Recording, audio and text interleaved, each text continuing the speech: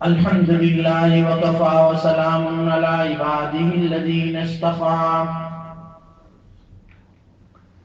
أما بعد فأعوذ بالله من الشيطان الرجيم بسم الله الرحمن الرحيم فإذا قضيت الصلاة فانتشروا في الأرض وابتغوا من فضل الله واذكروا الله كثيرا لعلكم تفلحون. وعن عبد الله بن مسعود رضي الله تعالى عنه قال قال رسول الله صلى الله عليه وسلم طلب كسب الحلال فريضة بعد الفريضة أو كما قال النبي صلى الله عليه وسلم. صدق الله مولانا العظيم وصدق رسوله النبي الأمي الكريم ونحن على ذلك من الشاهدين والشاكرين والحمد لله رب العالمين. درود الشریف اللہ.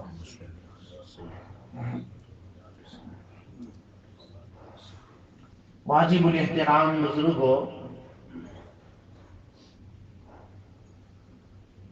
جس شریعت اسلامیہ کو میں اور آپ فالو کر رہے ہیں وہ بہت معتدل شریعت ہے، جس نے انسانیت کی فطرت کو بھی مد نظر رکھا ہے اور کوئی پہلو ہماری حاجت اور ضرورت کا نظر انداز نہیں کیا ہے.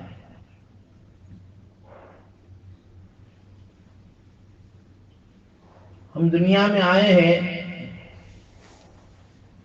تو دنیا میں آنے کا مقصد اللہ تعالیٰ نے قرآن کریم کے ذریعے بتایا کہ وما خلقت الجن والانس الا لیعبدون، کہ دیکھو دنیا میں آئے ہو تو عبادت کے لیے، معرفت کے لیے، خدا کو پہچاننے کے لیے آئے ہو. فکر معاد کہتے ہیں آخرت کو. آخرت کی فکر کی ترغیب انبیاء علیہ السلام نے دی ہے، لیکن اس کے ساتھ ساتھ کسب معاش کا بھی جو ہے طریقہ بتایا کہ دنیا میں رہو گے تو دنیا میں کھانے پینے کی بھی ضرورت آپ کے سامنے ہوگی، حقوق آپ کے اوپر ہوں گے، ان حقوق کی ادائیگی بھی آپ کے اوپر لازم اور ضروری ہے. تو فکر معاد کے لیے شریعت مطہرہ نے انبیاء علیہ السلام کے ذریعے سے جو اعمال ہمیں دیے ہیں ان کو کرنا بھی بہت ضروری ہے، اور اس کے کرنے کے بعد فکر معاش کے لیے اپنے ہاتھ پیر کو جو ہے چلانا، ہلانا، مارنا بھی کیا ہے؟ ضروری ہے. اسی کو سرکار دو عالم صلی اللہ علیہ وسلم نے حدیث میں ارشاد فرمایا کہ طلب کسب الحلال فریضہ، حلال کمانا یہ فرض ہے بعد الفریضہ. لیکن جو فرائض مقصد زندگی ہے، جو فرائض تمہاری بعثت زندگی ہے، اس کے بعد اللہ تعالیٰ نے جو احکام اعمال تمہارے اوپر فرض کیے ہیں، نماز ہو، روزہ ہو، حج ہو، زکوٰۃ ہو، ان تمام کو ادا کرنے کے بعد پھر جو ہے وہ کمانا ہے.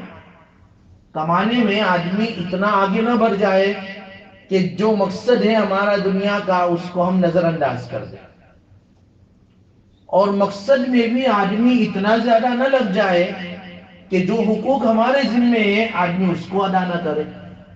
اسی لیے میں نے کہا جس شریعت اور جس مذہب کا ہم فالو کرتے ہیں وہ اعتدال سکھاتا ہے کہ ہمیں دنیا بھی کمانی ہے، دین کو بھی جو ہے اپنے ساتھ رکھنا ہے. دنیا کمانے میں آدمی دین کو بھول جائے بے وقوف ہے کہ مقصد کو بھول گیا، اور مقصد کو حاصل کرنے میں آدمی اپنے حقوق کی رعایت نہ کرے، جو حقوق اس کے ذمہ واجب ہے وہ بھی جو ہے شریعت کے نگاہ میں مذموم ہے، برا ہے۔ اس لیے اعتدال، اللہ کے نبی صلی اللہ علیہ وسلم نے ایک حدیث میں فرمایا ما بعث اللہ نبیا الا رعى الغنم، اللہ نے کسی نبی کو دنیا میں نہیں بھیجا مگر ہر ایک سے بکریاں چروائی ہے۔ فقالوا یا رسول اللہ انت، آپ سے بھی؟ قال نعم، جی ہاں میرے سے بھی۔ كنت ارعاها علی القراءۃ لاہل المکۃ المکرمہ، مکہ والوں کے لیے میں بھی چند قراءت پر بکریاں چراتا تھا۔ اللہ کے نبی صلی اللہ علیہ وسلم بھی بکریاں چرا کر جو آمدنی، جو انکم آتی تھی وہ اپنے اور اپنے گھر والوں کے لیے استعمال کرتے تھے۔ معلوم ہوا کہ نبی علیہ الصلوۃ والسلام نبوت کا جہاں پیغام سناتے تھے، عمل کرتے تھے، اس کے ساتھ ساتھ اپنی زندگی کے ان لمحات میں دنیا کمانے کے لیے بھی نکلتے تھے، بکریاں چراتے بھی تھے، ہاں کاروبار بھی کرتے تھے۔ حضرت خدیجۃ الکبریٰ رضی اللہ تعالی عنہ کے ساتھ جو ہے پارٹنرشپ بھی کی ہے۔ حضرت خدیجہ کا مال تھا، آپ کی محنت تھی، ہے نا، آپ پارٹنرشپ کرتے ہیں، مال مداربت جس کو کہا جاتا ہے شریعت کی نظر میں، ایک کا مال ہو ایک کی محنت ہو، پھر یہ دونوں جو ہے ساتھ میں کاروبار کریں، بہت برکتیں اللہ نے رکھی ہے پارٹنرشپ میں۔ اگر دونوں پارٹنرشپ امانت دار ہے، ایک دوسرے کے جو ہے ہمدرد ہے، اللہ برکتیں ڈالتے ہیں کہ بھئی کس کی قسمت، کس کا مقدر، کس کے ساتھ مل کر جو ہے آدمی آگے چل جائے، اس لیے جو ہے اس کے اندر برکتیں رکھی ہیں، تجارت کا حکم دیا۔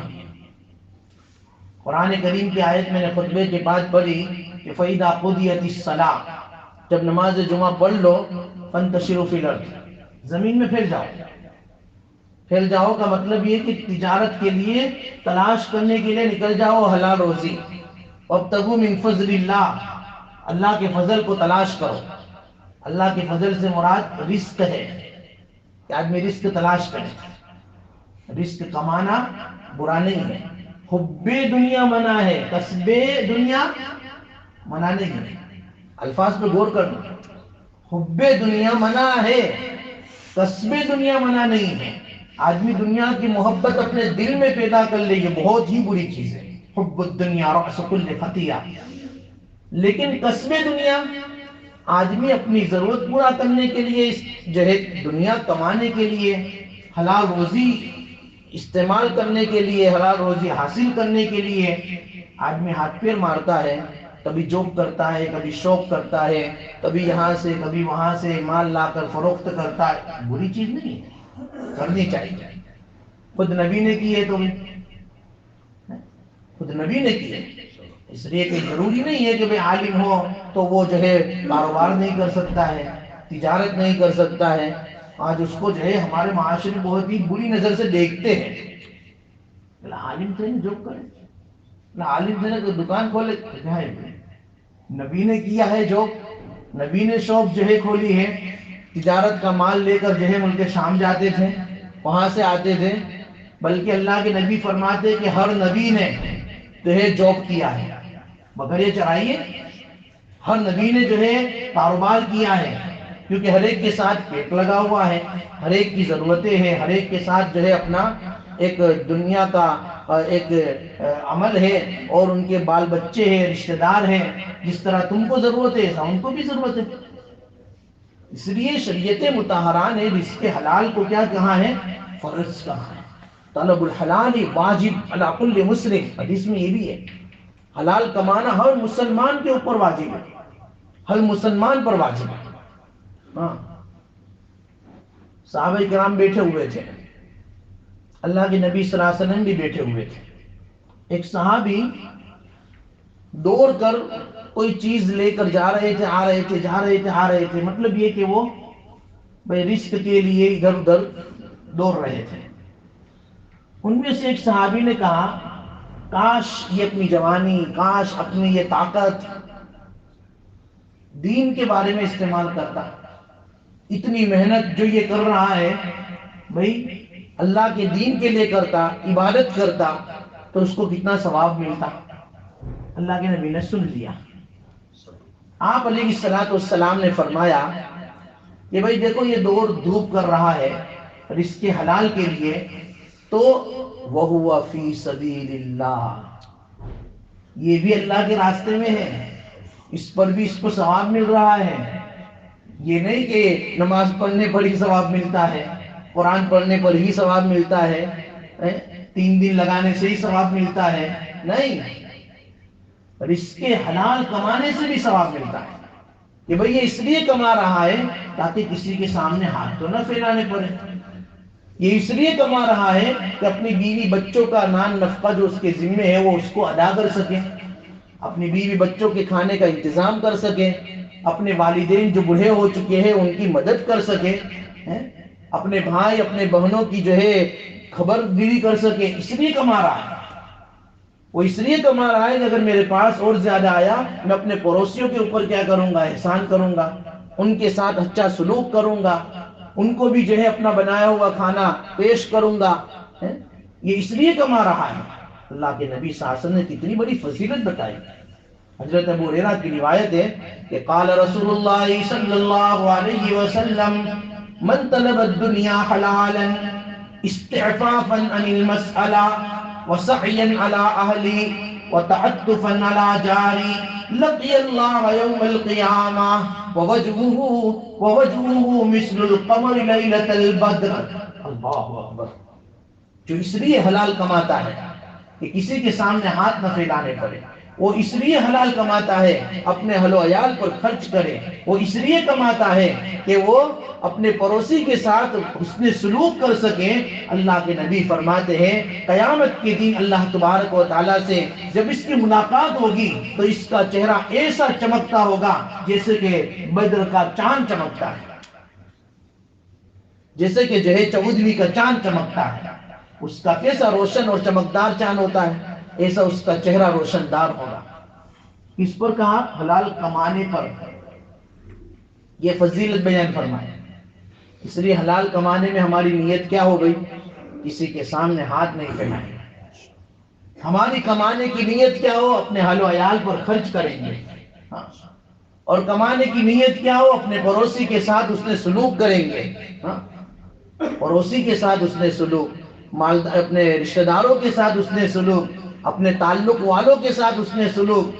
اس نیت کے ساتھ کمانا بھی اتنی بڑی عبادت ہے. اللہ کے نبی فرماتے ہیں کہ قیامت کے دن اس کا چہرہ 14ویں رات کے چاند کی طرح چمکدار ہوگا. اللہ ہمیں اپنی نیتوں کو درست کرنے کی توفیق عطا فرمائے. لیکن آگے حدیث میں آگے کیا فرمایا وہ بھی قابل غور ہے. اب اللہ کے نبی فرماتے من طلب الدنیا حلالا مکاسرا مفاخرا مرائیا لقی اللہ یوم القیامت وہو علیہ غضبان. وہو علیہ غضبان. جو حلال کماتا ہے، دیکھو حلال حرام نہیں، حلال کماتا ہے لیکن نیت کیا ہوتی ہے، مقاصرا، اور زیادہ بیلنس بڑھ جائے، میرا اور زیادہ مال ہو جائے. مفاخرا، سوسائٹی میں، محلے میں، اسٹریٹ میں، ہمارے علاقے میں بہت زیادہ جو ہے بڑا سمجھا جاؤں. فخر اس کے اندر آئے، فخر کے طور پر کماتا ہے، فخر حاصل کرنے کے لیے، بیلنس بڑھانے کے لیے، مرائین، دکھلاوے کے لیے. اللہ کے نبی کی حدیث سے میں اپنی طرف سے نہیں کہہ رہا ہوں. مفاخرن مکاسرن مرائین، اس نیت سے اگر کوئی کماتا ہے، یاد رکھو قیامت کے دن جب اللہ سے اس کی ملاقات ہوگی اس حال میں ہوگی کہ اس کے اوپر اللہ تعالیٰ بہت ہی زیادہ غصے ہوں گے، بہت زیادہ غصے ہوں گے، غضبناک ہوں گے. وہو علیہ غضبان. اللہ کرے ہم تاجروں کو اپنی نیت درست کرنے کی توفیق عطا فرمائے. نیتوں کو درست کرنے کی ضرورت ہے. ہم نیت اگر یہ رکھتے ہیں بیلنس بڑھ جائے، نیت یہ رکھتے ہیں کہ ہم بڑے مالدار بن جائیں، ہماری سوسائٹی میں عزت ہو، لوگ ہم کو یہ دیکھیں، اور جو ہے دکھلاوے کے لیے ہو، تو پھر سمجھ لو کہ قیامت کے دن اللہ تعالیٰ کا غضب ہمارے اوپر ہے، اللہ کا غضب ہمارے اوپر ہے۔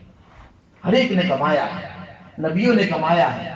ہاں، حضرت داؤد علیہ السلام کے بارے میں آتا ہے کہ اپنے ہاتھ سے کماتے تھے، حالانکہ بادشاہ تھے، نبوت کے ساتھ اللہ نے بادشاہت ان کو عطا فرمائی تھی، یہ معلوم ہے نا؟ داؤد علیہ السلام کو نبوت کے ساتھ سلطنت بھی دی تھی، لیکن حضرت داؤد علیہ السلام کی عادت یہ تھی کہ رات کے وقت، شام کے وقت ایک بالکل سیدھا سادہ لباس پہن کر اپنی اسٹریٹ میں، محلے میں، باہر کے علاقوں میں نکل جاتے تھے۔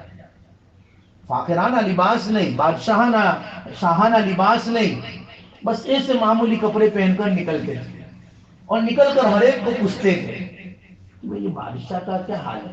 آپ بادشاہ، تو آپ کی نظر میں بادشاہ کی بھئی کوئی بھول ہو، یا بادشاہ کے بارے میں آپ کا خیال کیا ہے؟ کیسا ہے بادشاہ وقت؟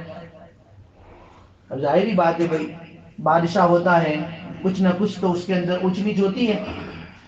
اب یہ جو پوچھتے تھے وہ اس لیے نہیں پوچھتے تھے کہ لوگ ان کی تعریف کریں اور یہ خوش ہو جائے۔ بعض لوگ اس طرح بھی پوچھتے ہیں، پوچھنے کا انداز اور پوچھنے کا مقصد یہ بھی ہوتا ہے کہ میں اس کو پوچھوں کہ بھئی بیوچ ہے، اپنا کپڑا کیوں لا دیتے، کوئی سب تعریف کر کے نہ آیا کہ اوپر ہے، گاڑی کی بھی لاگے، گاڑی آپ نے نبی لائے والے کہ اوپر ہے یار۔ بعض اس لیے پوچھتے ہیں کہ بھئی کیسی گاڑی اچھی ہے آپ کی نظر میں، اس سے بہتر کوئی گاڑی؟ مقصد یہ ہوتا ہے کہ بھئی اگر اس سے بہتر کوئی کمپنی کی گاڑی میرے لیے فائدہ مند ہو تو میں وہ لے آؤں۔ نیت کے اوپر دار و مدار ہے۔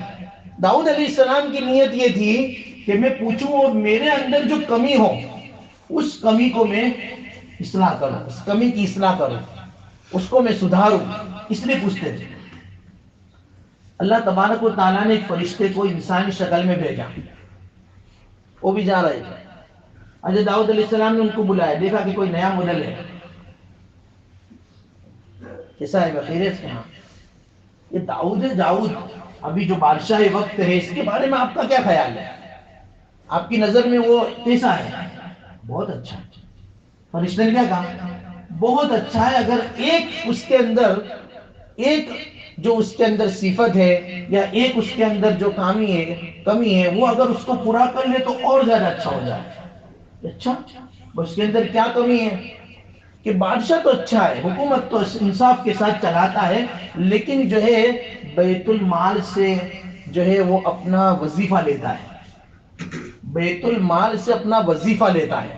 اگر وظیفہ نہ لے، للہ کام کرے تو اور زیادہ سونے پہ سہاگا، اور زیادہ جو ہے اور زیادہ اس کی وقت اور عزت اور مقام بڑھ جائے گا۔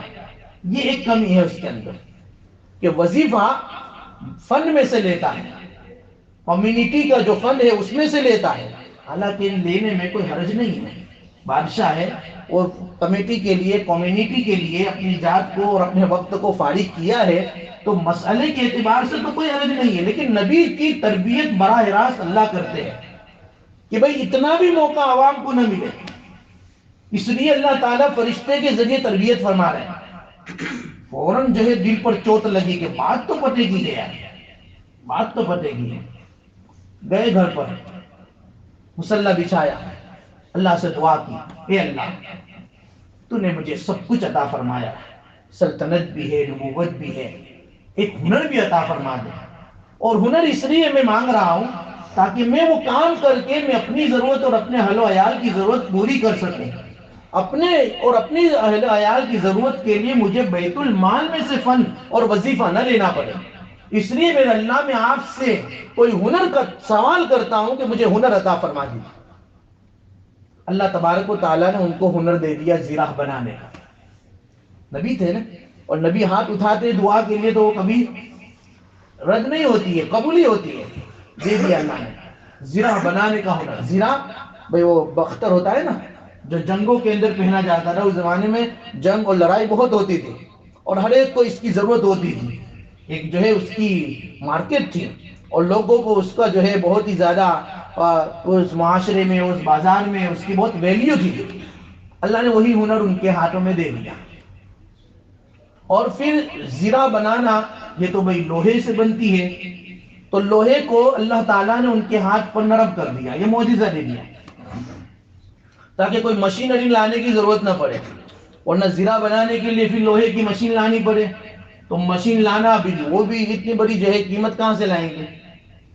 اس لیے اللہ تعالیٰ نے لوہے کو ان کے ہاتھ کے اوپر کیا کر دیا؟ نرم کر دیا. نرم کیسا کر دیا؟ جیسا کہ آٹا ہمارے ہاتھ میں کیسا نرم ہوتا ہے کہ آٹے کا جو ہم بنانا چاہے، ٹوائز بنانا چاہے تو ٹوائز بنا لے، انسان پتلا بنانا چاہے پتلا بنا لے. بنانے آتا ہو تو، ورنہ تو روٹی بھی نہ بنے، کچھ نہ آتا ہو. ہاں روٹی بنے لیکن کیسے؟ ہندوستان کے نقشے کی طرح. تو بہرحال اللہ تعالیٰ نے ان کے ہاتھوں پر لوہے کو نرم کر دیا اور زرہ بنانے کا ہنر دے دیا. پھر انہوں نے دوسرے دن سے اس لوہے کی زرہ بنانا شروع کی. دیکھو لوہا جیسے پکڑتے تھے بالکل نرم، اور جو ہے اس کو جیسا بنانا چاہتے ایسا پوری بختر اور زرہ تیار ہو گئی. جب زرہ تیار ہوئی ان کی بہت پسند آئی، کیونکہ یہ کاریگر تھے نا، اور کاریگر کیسے، کہاں سے سیکھا تھا؟ براہ راست سیکھا تھا. تو ان کی بناوٹ میں بھی اور ان کی کاریگری میں بھی خوبصورتی ہوگی نا. فوراً زرہ بک گئی. ایک زرہ کی قیمت بعض روایتوں میں آتا ہے 4000 درہم، اور ایک روایت میں آتا ہے 6000 درہم. 6000 درہم کی ایک زرہ بیچتے تھے. ہاں 6000 درہم.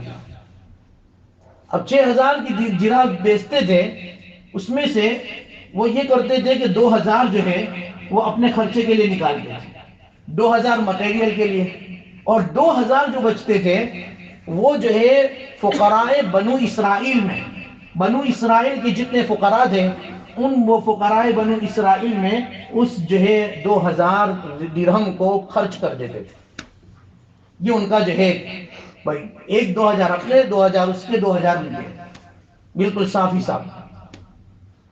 ہماری طرح نہیں کہ 6000 آئے تو چلو بھائی 1000 اپنے بارو بھروانوں سے، 1000 کرایہ، 4000 کے 4000 بینک میں، یا پھر 2000 انڈیا.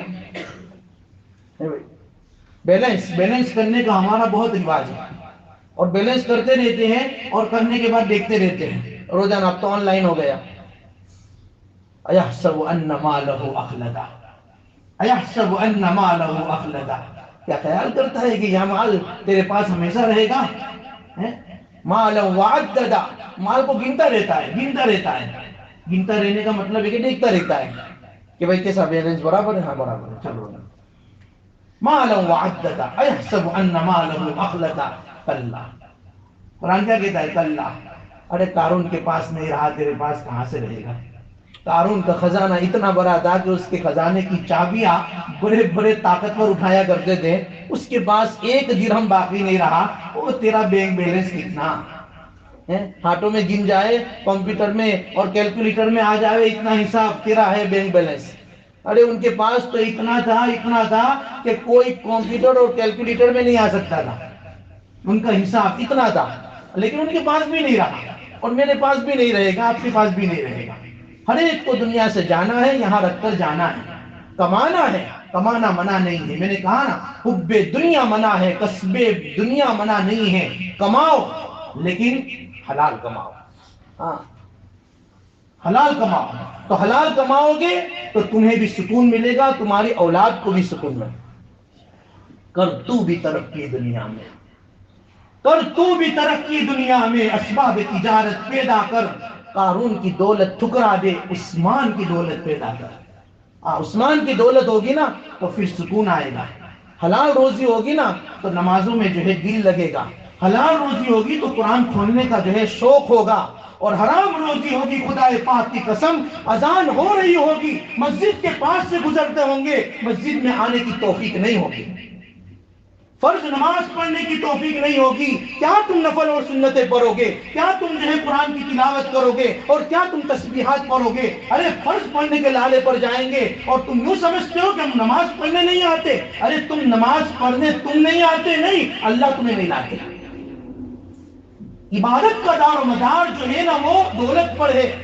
جیسی انکم ہوگی اور تمہارا جسم جس جو ہے دولت سے پروان چڑھے گا وہ جسم وہاں ہی جھکے گا، اور جو دولت اور جس جو ہے حرام دولت سے تمہارا جسم پروان چڑھے گا وہ مسجد میں نہیں آ سکے گا، نہیں آ سکے گا۔ اگر ہم کو مسجد میں نہیں آ رہے، نمازوں کے ہم پابند نہیں بن رہے، قریب ہونے کے باوجود ہم مسجدوں میں نماز کا اہتمام ہم سے نہیں ہو رہا ہے، ہمیں بہت بہت بہت چیک کرنے کی ضرورت ہے کہ بھئی میری کمائی حلال ہے کہ نہیں ہے۔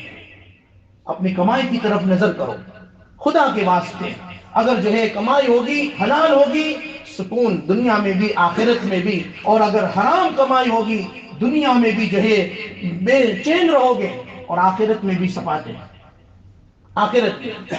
اس لیے میں نے کہا کمانا برا نہیں ہے، کماؤ، حلال کماؤ، کلو مما رزقکم اللہ حلالا طیبا، کھاؤ اللہ نے جو رزق دیا ہے اور حلال طریقے سے جو رزق دیا ہے اس کو کھاؤ، حلال پروان چلے گا انشاءاللہ تعالی بدن میں روحانیت پیدا ہوگی، روحانیت پیدا ہوگی۔ اللہ کے نبی صلی اللہ علیہ وسلم نے اسی کی جو ہے وہ ترغیب دی ہے، اسی کی ترغیب دی ہے کہ بہت جو ہے آدمی کو ڈرنے کی ضرورت ہے اور جو ہے اپنی کمائی کی طرف دھیان دینے کی ضرورت ہے۔ حرام کمائی سے اپنے آپ کو بچاؤ، حلال کمائی جو ہے اختیار کرو، تو انشاءاللہ تعالی دنیا میں بھی جو ہے کامیابی، آخرت میں بھی کامیابی۔ ہاں، ورنہ کماؤ گے نہیں کہ نہیں یار تو بہت مشکل سے کی ہوئی تو کمائی۔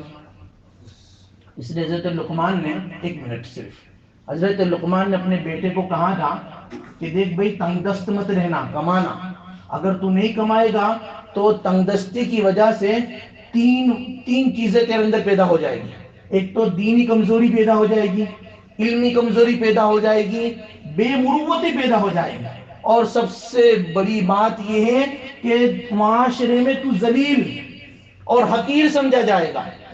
ہوتا ہے نا بھائی، چار پیسے ہے، کہتے ہیں کہ بھائی دنیا والے ہنس کر سلام کرتے ہیں جب تک چار پیسے ہیں۔ شاعر کیا کہتا ہے؟ ہنس کر سلام کرتے ہیں جب تک چار پیسے ہیں، غریب کو کوئی نہیں پوچھتا حضرت آپ کیسے ہیں، کوئی نہیں پوچھتا، اور مالدار کو تو دیکھتے نہیں تب بھی کہ حضرت کیسا ہے، وہ بیچارہ غریب آپ کی طرف دیکھتا ہے پھر بھی کوئی نہیں پوچھتا۔ اس لیے جو ہے پیسے ہونا ضروری ہے، اس کا مطلب یہ نہیں ہے کہ حرام کیسے آئے، حلال طریقے سے اللہ نے ہر ایک کو رکھا ہے۔ اس لیے اللہ تبارک و تعالی ہمیں رزق حلال کی اور جو ہے حلال کمائی کی اللہ تعالی ہمیں توفیق و سعادت عطا فرمائے، اور حرام رزق سے اللہ ہماری اور ہماری نسلوں کی پوری حفاظت کرے۔